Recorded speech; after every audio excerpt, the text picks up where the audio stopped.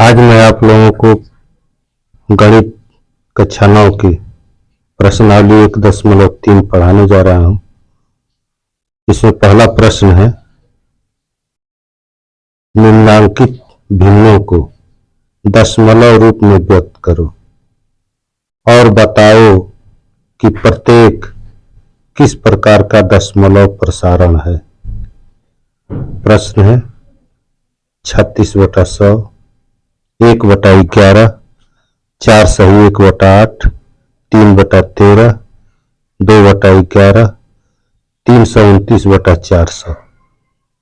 तो आइए अब हल आप लोगों को बताते चले।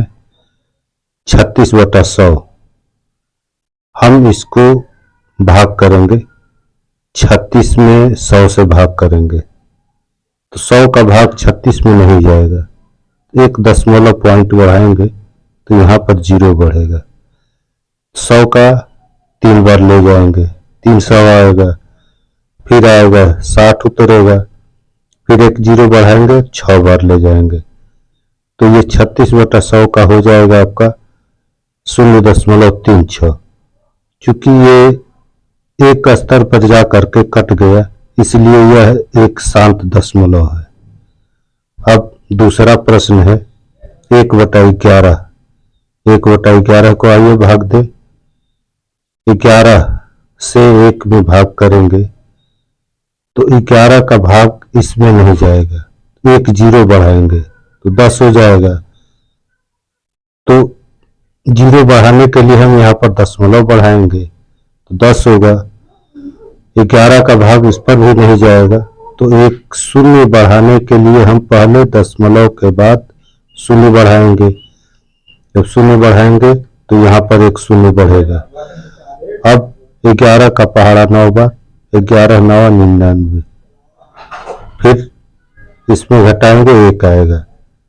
फिर आपका एक 0 अपने मन से बढ़ा लेंगे, लेकिन दूसरा 0 बढ़ाने के लिए हमें यहाँ पर एक 0 बढ़ाना पड़ेगा। एक 0 बढ़ाएंगे तो फिर ये 100 होगा।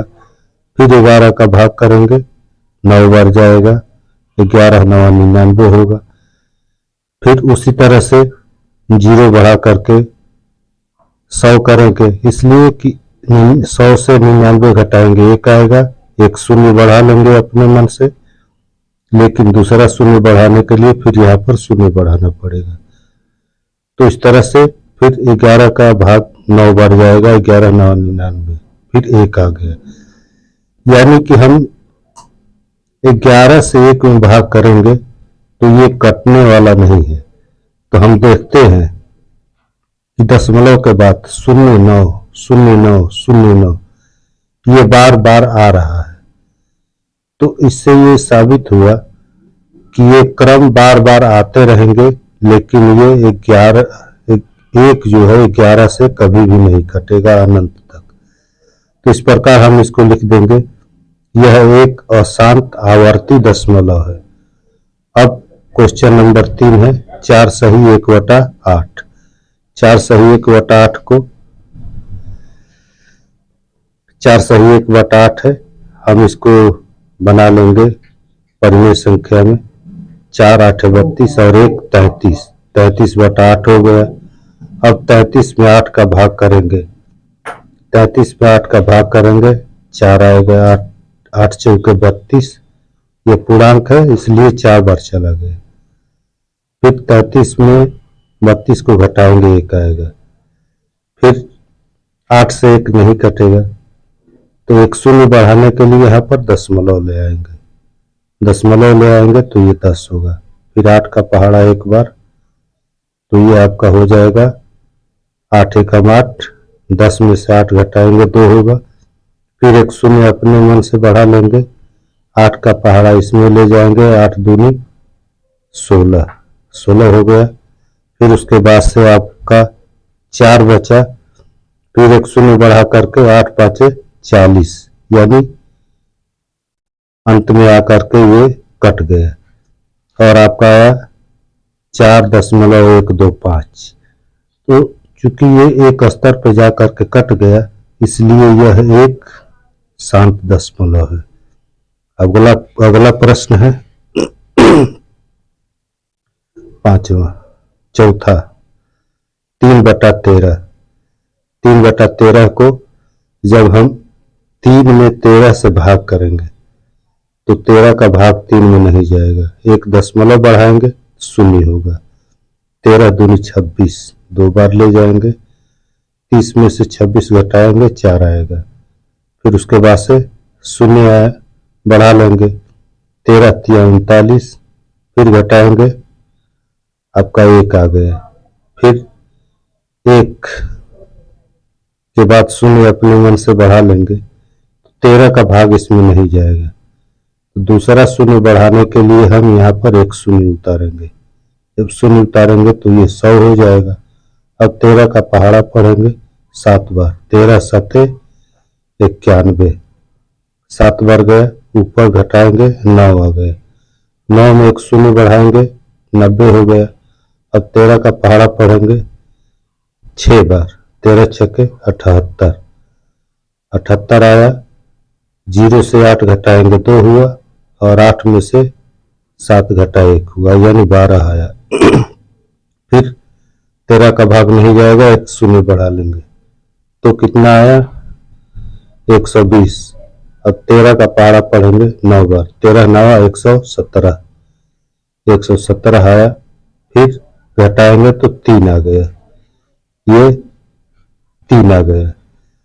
अब हम देखते हैं जहां से हमने शुरू किया था, यानी 3 से शुरू किया था, फिर शेष 3 आ गया।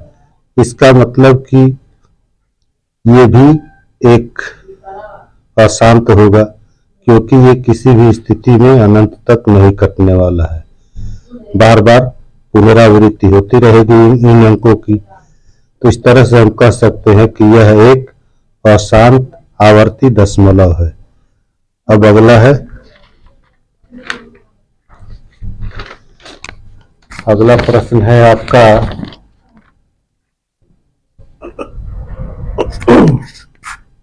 5वां, 2/11। 2/11 को हम भाग करें, 2 में 11 से भाग करेंगे तो नहीं जाएगा, एक दशमलव लिख करके हम शून्य बढ़ाएंगे, 20 हुआ, 11 का पहाड़ा एक बार पढ़ेंगे, 9 आएगा, 11 फिर एक शून्य बढ़ाएंगे तो 90 हुआ, 11 का पहाड़ा 8 बार, 11 8 88, 2 आ गया। फिर इसमें हम देखते हैं कि 2 से शुरू किया था और शेष 2 आ गया। इसका मतलब कि ये भी बार बार पुनरावृत्ति होती रहेगी, बार बार पुनरावृत्ति होती रहेगी। इसका मतलब कि ये कटने वाला नहीं है। तो जब ये कटने वाला नहीं है तो हम इसके ऊपर लिख देंगे इस तरह से एक लकीर बना देंगे, तो ये आपका बार हो जाएगा, यानी बार बार ये पुनरावृत्ति होती रहेगी। इसके पहले भी जो बार बार पुनरावृत्ति वाले प्रश्न है उसमें मैंने बार ऊपर नहीं बनाया है, आप लोग उसका ध्यान करिएगा। जो अशांत और आवर्ती है उसमें बार बना दीजिएगा आप लोग।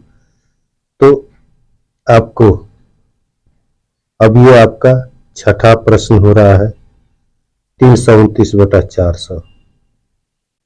329/400 0.8225 आया हुआ है। जब हम इसको करते हैं तो 329 में 400 से भाग करते हैं, नहीं जाएगा, दशमलव बढ़ाएंगे, एक 0 हो जाएगा। अब 4 का पहाड़ा पढ़ेंगे, 4 8 32, यहाँ पर 0 और 9 उतर आएगा और ये कट जाएगा। फिर 9 के आगे एक 0 बढ़ा देंगे, ये 900 हो गया। अब फिर 4 का पहाड़ा 400 का पहाड़ा पढ़ेंगे, 2 बार जाएगा, 4 दूनी 800 हो गया। 800 में घटाएंगे, 9 में से 8 गया 1 और इधर 0 हो गया है, एक 0 बढ़ा लेंगे तो ये आपका 1000 हो गया। फिर 400 में 2 से गुणा करेंगे तो 800 आएगा, 800 आएगा, घटा देंगे तो 200 आ जाएगा, एक 0 बढ़ा लेंगे 2000 हो जाएगा। फिर उसी तरह से 4 100 में 5 का गुणा करेंगे तो 2000, यानी कि एक स्तर पे ये जा करके ये कट जा रहा है और आपका आंसर आ रहा है 0.8225। अब चूंकि ये अंत में कट गया इसलिए यह शांत दशमलव है। अब आपके सामने प्रश्न नंबर 2 आता है। प्रश्न ये है, आप जानते हैं कि 1/7 बराबर 0.142857, यानी उसके ऊपर बार भी है। बार यानी कि ये बार लगातार ये अंकों की पुनरावृत्ति होती रहेगी।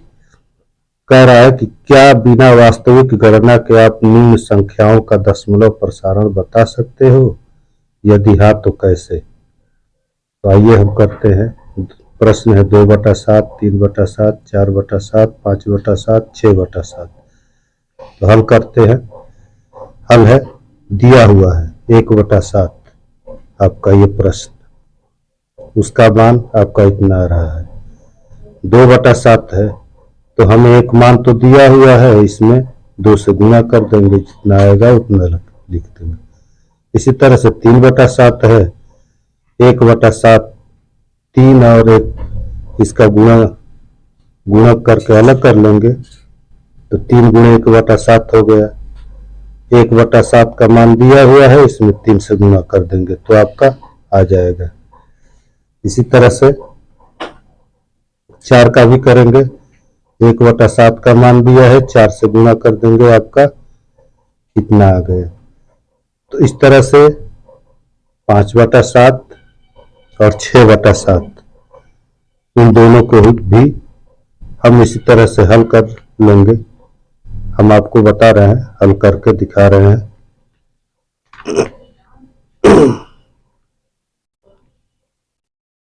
5/7 बराबर 5 गुणे 1/7 बराबर 5 से गुणा कर देंगे। 1/7 का मान तो दिया हुआ ही है, फिर गुणा कर देंगे, इतना आ गया। फिर 6/7 है, 6/7 में 6 को अलग किया, 1/7 अलग किया। 1/7 का मान दिया हुआ है, 6 से गुणा कर दिए। 6 से गुणा करने के बाद हमारा ये मान इतना आ गया 0.8657149। इस तरह से हमारा ये मान आया। अब आपका प्रश्न नंबर 3, निम्नांकित को P/Q के रूप में व्यक्त करो जबकि P और Q पूर्णांक है और Q is not equal to 0। मान दिया हुआ है पहला 0.6 बार, 0.47 बार और 0.001। आइए करते हैं। हल है 0.6 बार। हम मान लेंगे, माना x बराबर 0.6 बार। क्योंकि 6 बार में 6 पर बार है, इसका मतलब यह है कि 6 की बार बार पुनरावृत्ति हो रही है। क्योंकि दशमलव के एक अंक बाद ही अंक 6 है, इसलिए समीकरण के दोनों पक्षों में 10 से गुणा करने पर गुणा कर देंगे। पहले प्रश्न लिख लिया, x इक्वल टू 0.666। चूंकि बार है तो यह अनंत तक 666 लिखा जा सकता है। अब 10 से गुणा करेंगे तो 10 गुणे x हो गया, दूसरे पक्ष में भी 10 से गुणा किया, ये 10x हो गया, और ये गुणा करेंगे तो दशमलव एक स्थान दाहिनी तरफ चला जाएगा तो 6.666 हो गया। अब इसको इस तरह से लिख सकते हैं, 10x बराबर 6.666। इसको लिखने का मकसद ये है कि ये 6 पूर्णांक आपके सामने है और 0.666 यानी कि आपका x का मान है। तो हम x का मान यहाँ पर लिख देंगे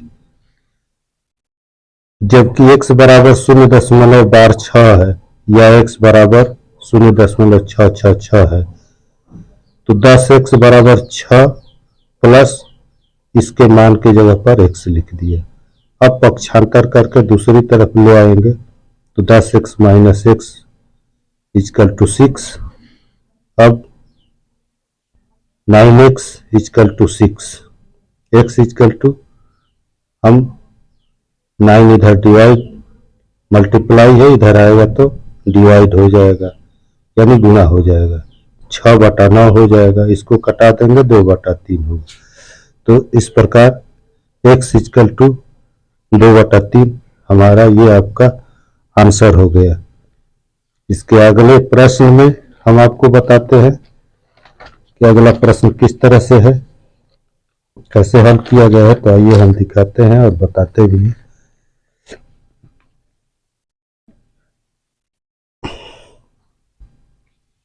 दूसरा है हल, माना x बराबर 0.47, बार इस पर भी है, या x बराबर 0.474747 अनंत तक। इसको समीकरण 1 बना लिया।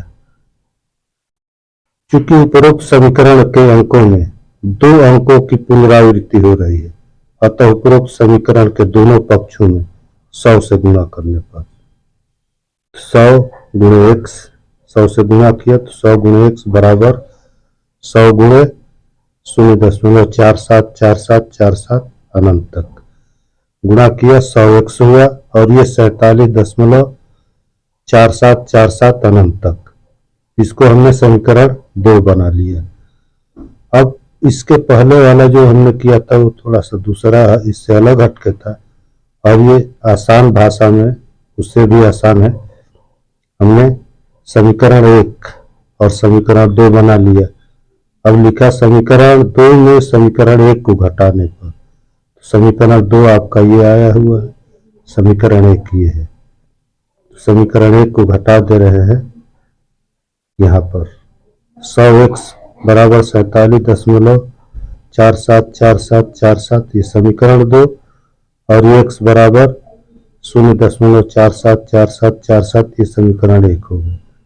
घटाएंगे तो 100 में से घटेगा 99 हो जाएगा और ये 47 हो गया। अब ये आपका हो गया 47/x।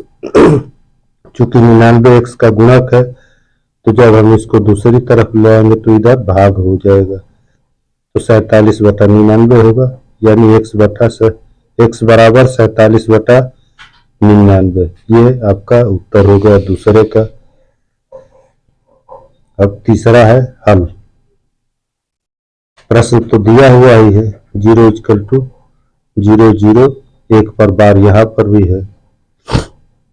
तो माना x बराबर 0.001 पर बार है, तो इस प्रश्न में x बराबर हम इसको मान लेंगे, मान लिया x बराबर इतना हो गया। क्योंकि दशमलव के बाद 3 अंकों की पुनरावृत्ति हो रही है, अतः समीकरण 1 में 1000 से गुणा करने पर 1000 से गुणा करेंगे, 1000 गुणे x बराबर 1000 गुणे इधर भी गुणा करेंगे, इतना हो गया। फिर इधर गुणा किया तो 1000x हुआ और इधर हो गया दशमलव जो है 3 स्थान दाहिनी तरफ आ गया, तो ये हो गया 1.001। ये समीकरण 2 हुआ। अब उसी तरह से समीकरण 2 में समीकरण 1 को घटाने पर समीकरण 2 है 1000x इक्वल टू 1.001 अनंत तक इंफिनिट। फिर उसी तरह से समीकरण 1 को हमने लेकर के x बराबर इतना है यहाँ पर घटा दिया, तो आपका आया 1000 में 1 को घटाया तो 999x और यहाँ पर घटाया तो 1 आया। यानी कि जब हम 999 ये गुणक है, जब दूसरी तरफ ले आएंगे तो इस तरफ भाग हो जाएगा, तो x बराबर 1/999। ये आपका तीसरा प्रश्न रहा। अब आइए चलते हैं चौथे प्रश्न की तरफ।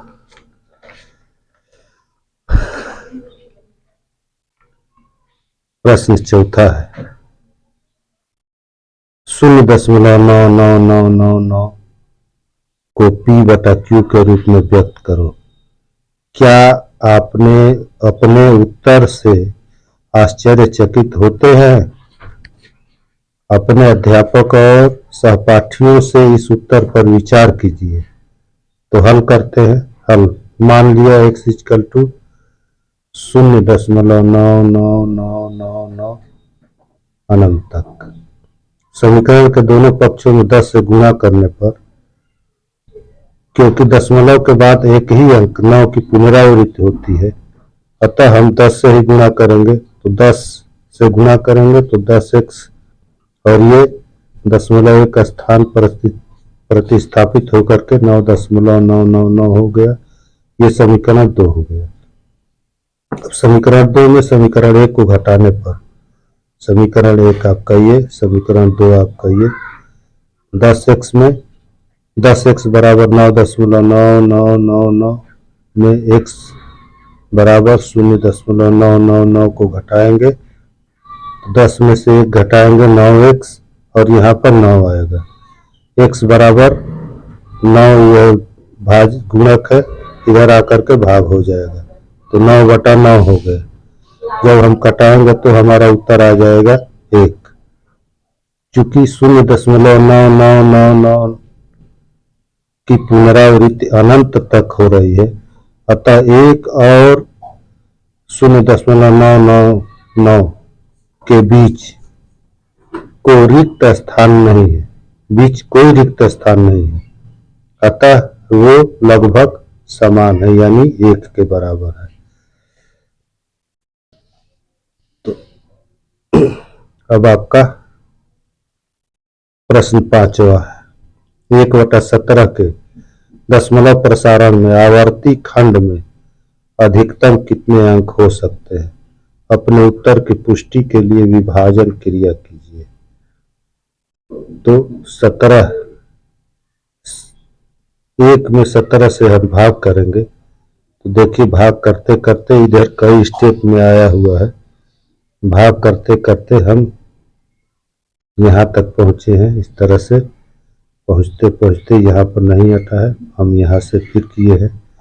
ये करते करते फिर आपका 1 आ गया है, यानी कि जहाँ 1 अंक से पुनरावृत्ति हुई 1 आ गया। और इस बीच हम कितने स्टेप में किए हैं? 1 2 3 4 5 6 7 8 9 10 11 12 13 14 15 16 स्टेप में हमने इसको भाग किया, तो पुनरावृत्ति होकर के 1 आ गया। तो 1/17 के दशमलव प्रसारण में आवर्ती खंड में अधिकतम 16 अंक होंगे। यही हमारे प्रश्न का उत्तर होगा। तो इस तरह से ये आपका 5वां प्रश्न हुआ। और आइए छठे प्रश्न की तरफ आते हैं।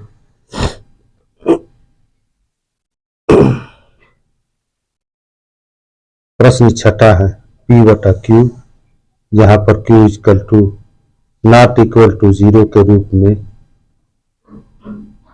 नॉट इक्वल टू 0 के रूप की परिमेय संख्याओं के अनेक उदाहरण लीजिए। यहाँ P और Q पूर्णांक हैं, जिनका 1 के अतिरिक्त अन्य कोई उभयनिष्ठ गुणनखंड नहीं है, जिनका शांत दशमलव निरूपण प्रसार है। क्या आप अनुमान लगा सकते हैं P को कौन सा गुण अवश्य संतुष्ट करना चाहिए? चलिए हल करके देखते हैं। मान लीजिए कि हमने निम्नलिखित उदाहरण लिया है। 7/2, 19/5, 112/25, 47/100। हम देखते हैं कि उपरोक्त परिमेय संख्या में हर 2, 5, 25, 100 है, जिसका खंड 2, 1x2, 5, 1x5 और 25, 5x5 और 100, 2x2, 5x5। तो हमने शुरू में ही पढ़ा है कि जो परिमेय संख्या के अंश को दशमलव प्रसार शांत की स्थिति में लाता है, जबकि उनके हरों के अभाज्य गुणनखंडों में सिर्फ 2 और 5 हैं अथवा दोनों हैं। इस स्थिति में P को 2 और 5 अथवा दोनों अवश्य संतुष्ट करेंगे। तो हम देखते हैं कि इनके नीचे हर जो है 2 है, 5 है, यहाँ पर 5 है और यहाँ पर 2 5 आएंगे, तो ये अवश्य संतुष्ट करेंगे। इस प्रकार हमारे प्रश्न का ये उत्तर हो गया। अब प्रश्न 7वां है, ऐसी 3 संख्याओं के उदाहरण दीजिए जिनका दशमलव प्रसार अशांत अनावर्ती हो। तो ऐसे अनंत अशांत अनावर्ती दशमलव हैं आपके सामने। नंबर 1 0.20 200 200 अनंत तक। दूसरा है 0.12 112 1112 अनंत तक। तीसरा है 0 = 0.0102 30 40, इसी तरह से यह आगे बढ़ता चला जाएगा। तो आपको सिर्फ इसमें उदाहरण ही देना था, हमने उदाहरण दे दिया। इस उदाहरण को करने के लिए थोड़ा सा लंबा समय लगेगा और ये वीडियो लंबी होती जा रही है, इसको मैं 60 तक ही ले चल रहा हूँ। अब प्रश्न है आपका 8वां, परिमेय संख्याओं 5/7 और 9/11 के बीच 3 भिन्न भिन्न परिमेय संख्याएं ज्ञात करो। तो आपका परिमेय संख्या 5/7 है, 9/11 है। हल कर लिया जाए। 5/7 यानी इसका इतना आएगा और 9/11 इसका इतना आएगा। चूंकि यह अशांत तथा अनावर्ती परिमेय संख्या है, अतः इनके बीच वांछित संख्याएं निम्नलिखित हो सकती हैं। नंबर 1 0.7207200, इसी तरह से अनंत तक। दूसरा 0.74757677, इसी तरह से अनंत तक। तीसरा 0.80800800840 तरह से ये अनंत तक चला जाएगा। इस तरह से आपकी ये प्रश्नावली 1.3 समाप्त हुई। अब अगले वीडियो में आपको अगली प्रश्नावली मिलेगी।